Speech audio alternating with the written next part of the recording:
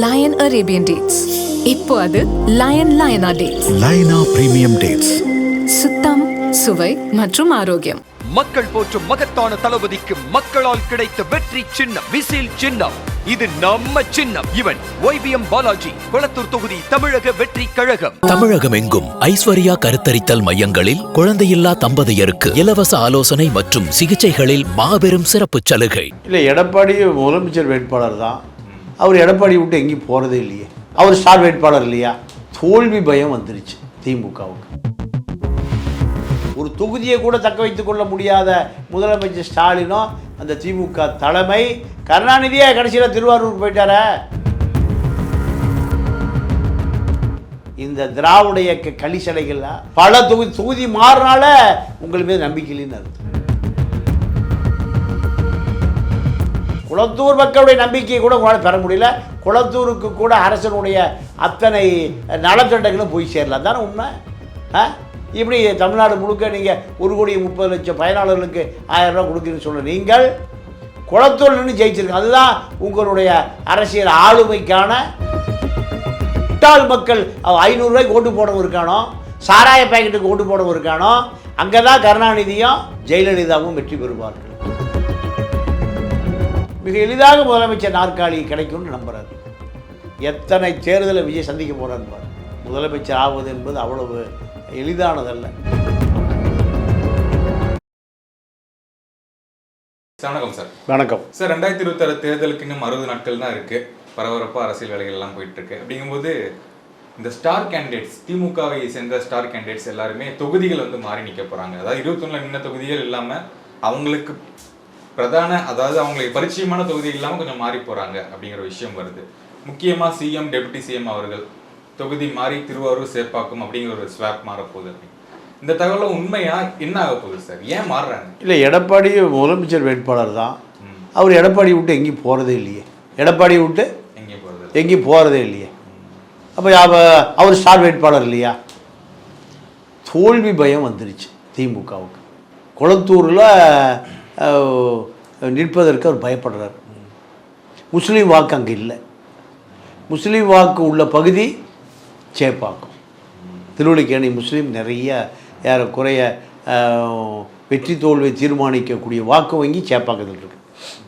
சேப்பாக்கத்தில் இருந்த உதயநிதி தாத்தா தொகுதியான திருவாரூருக்கு போகிறார். திருவாரூரில் மண்ணின் மைந்தன், சொந்த ஊர். அதனால் அங்கே அப்போ இதெல்லாமே எடப்பாடி தொகுதி மாறினால் நீங்கள் செய்தி, பெரிய செய்தி. எடப்பாடி தொகுதியை சுற்றி வன்னியர்கள் தான் இருக்கான், கொங்கு வேளாளர்கள் இல்லை. அது வன்னிய மக்கள் தான் யாருக்கு ஓட்டு போடுறாங்க? எடப்பாடிக்கு ஓட்டு போடுறாங்க. அப்போது இதில் யார் தகுதியான வேட்பாளர், தகுதியான முதலமைச்சர்? ஒரு தொகுதியை கூட தக்க வைத்துக் கொள்ள முடியாத முதலமைச்சர் ஸ்டாலினோ துணை முதலமைச்சரும் அரசியல் ஏறக்குறைய 1967 திமுக ஆட்சியை பிடித்த காலத்திலிருந்து ஆட்சியில் இருந்த திமுக, அந்த திமுக தலைமை கருணாநிதியே கடைசியில் திருவாரூருக்கு போயிட்டார. சேப்பாக்கம், துறைமுகம், அண்ணன், இப்படி பல தொகுதிகளை மாறி மாறி கருணாநிதியே நிற்க முடியலையே ஒரு தொகுதியில். ஜெயலலிதா ஆண்டிப்பட்டி, பருகூர், RK நகர். ஜெயலலிதா ஒரு தொகுதியை தக்க வச்சுக்க முடியலையே. காரணம், மக்கள் எங்கே வறுமை கூட்டுக்கு கீழே இருக்கானோ பருகூர், ஜெயலலிதா எங்கே போய் இருக்குது? பருகூர் நின்று தோற்குது. அப்போ இவர்களெல்லாம் ஒரு தொகுதி மக்களை நம்பிக்கை பெறக்கூடிய தலைவர்களே இல்லை இவர்களெல்லாம். இல்லை, இப்போது கருணாநிதி அவர்களை பற்றி சொல்லுவாங்க, ஒரு சாணக்கியத்தனமான ஒரு அரசியல், எதுக்கு சரின்னு போடுதோ அங்கே நின்று ஜெயிப்பார் அப்படின்ட்டு. இது ஒரு நல்ல ஸ்ட்ராட்டஜி தானே. எங்கே ஜெயிக்கிறோமோ அங்கே போய் நின்று ஜெயிக்கணும் அப்படின்னு தான் நம்ம பார்ப்பாங்க. ஸ்ட்ராட்டஜி இல்லை. இல்லை, எங்கே ஜெயிக்கணும்னா எப்போ ஆந்திராவில் நிற்கலாம், ஜெயிக்கலாமே. ஏன் கன்னியாகுமரியில் போய் நின்று ஜெயிக்கலாமே? ஏன் கன்னியாகுமரி நல்ல தொகுதி இல்லையா? கன்னியாகுமரி தொகுதி கருணாநிதி காட்சம் கருணாநிதிக்கு போனார்னா ஏன் கருணாநிதி கன்னியாகுமரி பக்கம் போகவே மாட்டார். திருநெல்வேலி எங்கள் எல்லை, கன்னியாகுமரி எங்கள் தொல்லைங்குவார். அப்போ எங்கே முட்டாள் மக்கள் 500 ரூபாய்க்கு ஓட்டு போடவும் இருக்கானோ, சாராய பாக்கெட்டுக்கு ஓட்டு போடவும் இருக்கானோ, அங்கே தான் கருணாநிதியும் ஜெயலலிதாவும் வெற்றி பெறுவார்கள். இது என்ன நல்ல தொகுதி, என்ன சாணக்கியம்? கருணாநிதி எத்தனை முறை தோற்றார், அந்த கட்சி எத்தனை முறை தோற்றுது. கருணாநிதி சட்டசபைக்கே வராத பல தேர்தலில் உண்டு. இவர்களெல்லாம் மக்களை ஏமாற்றுகிற மோசடிக்காரர்கள். கருணாநிதி ஆகட்டும், ஜெயலலிதாவாகட்டும், அத்தனை பேருமே ஒரு தொகுதி மக்களை நம்பிக்கையை பெற முடியாதவர்கள் எப்படி இந்த நாட்டினுடைய மக்களுடைய நம்பிக்கையை பெற முடியும்? இந்திரா காந்தி குடும்பம் கடைசி வரைக்கும் உத்தரப்பிரதேச ரேபர்லி தொகுதியில் தான் வெற்றி பெறுவார்கள். இப்போ எங்கே வந்துட்டாங்க? காரணம் இந்திரா காந்தி குடும்பம் வயநாட்டுக்கு வந்துருச்சு. வயநாடு முஸ்லீம் இல்லைன்னா ராகுல் காந்தி நாடாளுமன்றத்துக்கே போக முடியாது. இவர்களெல்லாம் தேர்தல் வருகிற பொழுது மக்களை பற்றி நினைப்பார்கள். மக்களை பற்றி எப்போதும் நினைக்கக்கூடியவர்கள் தான் தலைவர்கள். ஜார்ஜ் பெர்னாண்டஸ் பல தேர்தல்களை ஒரே தொகுதியில்னு ஜெயித்தார். ராஜநாராயணன் ஜெயித்தார். ஜெயபிரகாஷ் நாராயணன் ஜெயித்தார். நான் தேர்தலை பற்றி சொல்லுகிறப்ப ஒரு வரலாறு சொல்கிறேன். பெரிய எமர்ஜென்சி, இந்தியாவில் அவசர நிலை பிரகடனம். எழுத்து கேட்டால் ஜெயில், எழுத்து கேட்டால் ஜெயில். இந்த சூழல் முடிந்து ஜனநாயகம் மலருகிறது. அப்படி ஜனநாயகம் மலருகிற பொழுது ஜெயபிரகாஷ் நாராயணன் என்ற ஒரு தலைவர் தான் இந்தியா முழுக்க காங்கிரஸை ஒழித்தார். ஜனதாதள் ஒரு கட்சியை உருவாக்கினார். அப்பொழுது அவருக்கு உதவியாளராக இருந்தார். டெல்லி மத்திய தொகுதியில் ஒரு இளைஞன். அவருடைய தொழில் என்ன தெரியுமா? சைக்கிள் கடை மெக்கானிக். சைக்கிள் கடை மெக்கானிக். அந்த இளைஞனை போய் தேர்தலில் பணம் கட்டிட்டு கொடுக்குறாரு. யாருக்குன்னு கேட்குறாரு. ஓம் பேர் கட்டுக்கிறார். இந்தியாவையே காங்கிரஸுக்கு மாற்றாக உருவாக்கிய ஜேபி என்ற ஜெயபிரகாஷ் நாராயணன் அவர் தான் எமர்ஜென்சி முடிந்த பிறகு இந்திரா காந்தியை வீட்டுக்கு அனுப்பியவர். அந்த சைக்கிள் கடை இளைஞன் என்ன சொல்கிறீங்க ஐயா, சைக்கிளை ஒருத்தர் கட்டிட்டு வா போ, ஓம் பேர்லேயே கட்டு. எதிர்த்து யார் நிற்கிறா?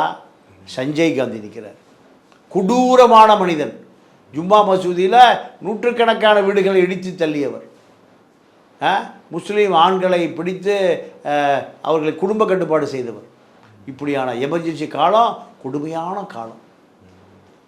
அந்த சைக்கிள் கடை மெக்கானிக் இளைஞன் போய் யாருக்கு? இந்திரா காந்தியினுடைய மகனுக்கு எதிராக, நேருடைய பேரனுக்கு எதிராக. சைக்கிளை தவிர ஒன்றுமே இல்லை. போய் கட்டிட்டு வந்துட்டார். கட்டிட்டு வந்த பிறகு அவனுக்கு வேட்புமனு கட்டியதோடு சரி, ஓட்டு கேட்டு போகலை. அவருக்கு தெரிஞ்ச நண்பன் ஒரு மோட்டார் சைக்கிளை கொடுக்குறான்.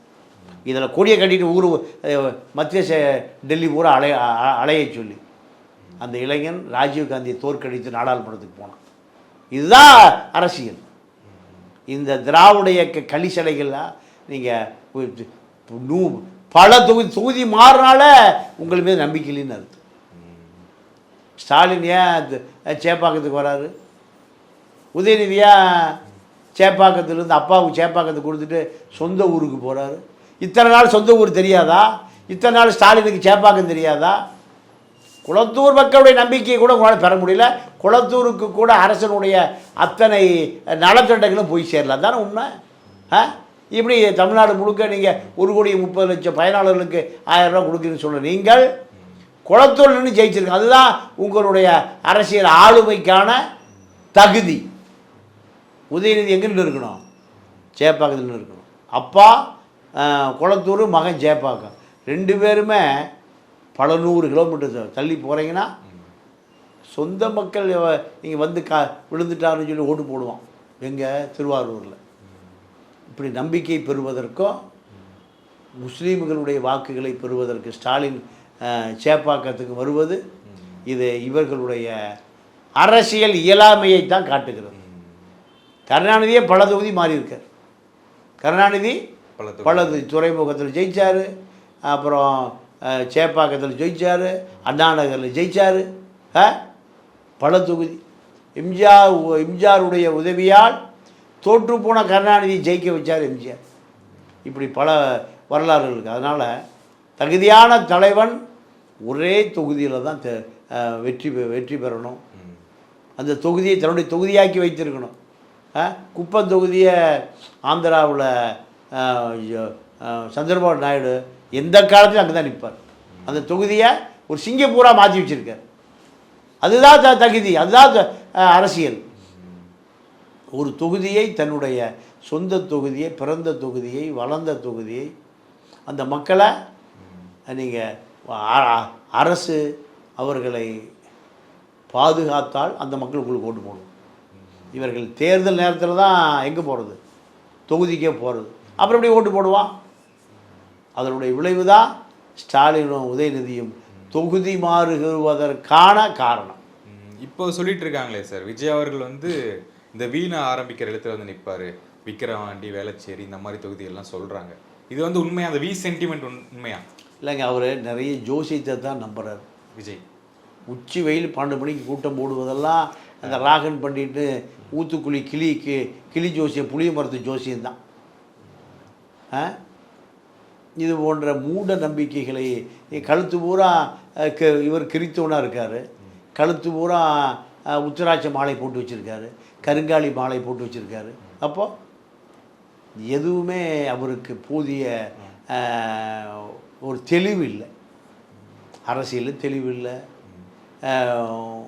மக்களை சந்திப்பதில் தெளிவில்லை, அரசியலை புரிந்து கொள்வதில் தெளிவில்லை. எல்லாமே தமிழ்நாட்டினுடைய பலவீனங்கள், அரசியல் பலவீனங்களை மிக எளிதாக முதலமைச்சர் நாற்காலி கிடைக்கும்னு நம்புகிறார். எத்தனை தேர்தலை விஜய் சந்திக்க போகிறார் பார். முதலமைச்சர் ஆவது என்பது அவ்வளவு எளிதானதல்ல, பல தேர்தலை சந்திக்க வேண்டியிருக்கும் விஜய். அப்போது அந்த தேர்தல்கள், ஒவ்வொரு தேர்தலும் விஜய்க்கு ஒவ்வொரு பாடத்தை கற்றுக் கொடுக்கும். கருணாநிதி கற்றுக் கொடுத்துருக்கு, ஜெயலலிதாவுக்கு கற்றுக் கொடுத்துருக்கு, அண்ணாவுக்கு கற்றுக் கொடுத்துருக்கு, காமராஜருக்கு கற்றுக் கொடுத்துருக்கு. விருதுநகர் நின்று காமராஜரே தோற்று போயிட்டார். சொந்த மக்களை ஓட்டு போடலை, சொந்த சாதி மக்களை ஓட்டு போடலை. இப்படி இந்த தேர்தல் என்பது பல அனுபவங்களை கற்றுக் கொடுக்கும். அதை விஜய்க்கு இந்த தேர்தல் அவருக்கு ஒரு மிகப்பெரிய ஒரு பயத்தை, ஒரு விரக்தியை, ஒரு மிரட்சியை இந்த தேர்தலை அவருக்கு ஒரு பெரிய பாடம் கற்றுக் கொடுக்க காத்திருக்கிறது. இந்த 26 தேர்தல் 3 முனையா 4 முனையா? இல்லை, திமுக, அதிமுக, விஜய், சீமான் 4 முனை போட்டி. 4 முனை போட்டியில் சீமானுடைய வாக்கு வங்கி பூரா விஜய்க்கு போயிடும். திமுகவுடைய கிறித்துவ தலித்து வாக்கு வங்கிகள் விஜய்க்கு போகும். திமுகவுடைய 3.5% போன தேர்தலில் வெற்றி பெற்ற அந்த வாக்கு திமுகவிடமிருந்து தாவேக்காவால் பறிக்கப்படும். அதிருப்தி வாக்குகள் அதிமுகவை நோக்கி போகும். இதுதான் அது தேர்தல் முடிவு. அதிமுக வெற்றி பெறும், திமுக தோல்வியடையும். நேர்காணல் மிக்க நன்றி, வணக்கம். நன்றி, வணக்கம்.